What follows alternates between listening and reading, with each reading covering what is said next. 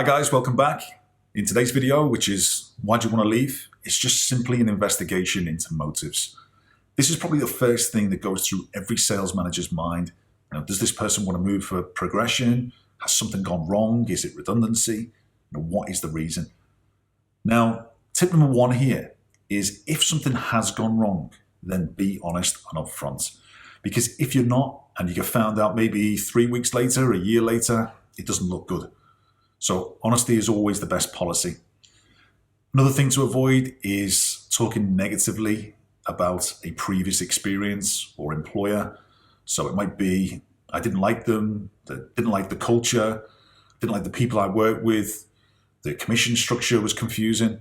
Whatever it is, you need to give a positive reason why. Even if things have got wrong, what did you learn from it? So I say this will be cast iron guarantee it's going to get asked at interview.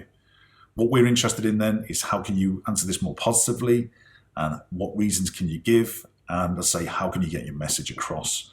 And that's what we're going to teach you in the next segment.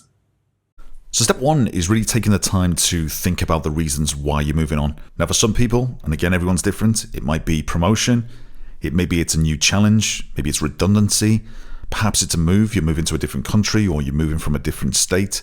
Again, everyone's different. Once you actually have the reason why, that's when you can begin then to create this statement. So let's take an example of redundancy, which would sound something like this. Unfortunately, I've been made redundant, but during the past 4 years, I've been one of the top performing salespeople. I'm really grateful for the organization and the opportunity, and also the skills and experience that I've developed. But it's through those skills and experiences which I think I can contribute to your organization, and that's the reason why I've applied for this role.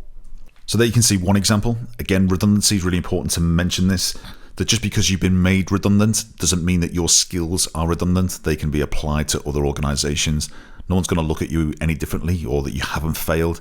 So always remember that. But also what I want to do is give you another example, which may sound something like this. The reason for moving on is simply to develop my career. For the past 2 years, I've worked as a junior salesperson, and during that time, I've achieved every single target I've been set.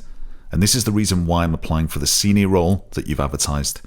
I've researched your company and the culture, and I feel that this is an exciting opportunity to develop my career. So always remember, reason first, statement second. Again, key thing I want to get across is this is the first question that goes through every single sales manager's mind. Why does this person want to leave?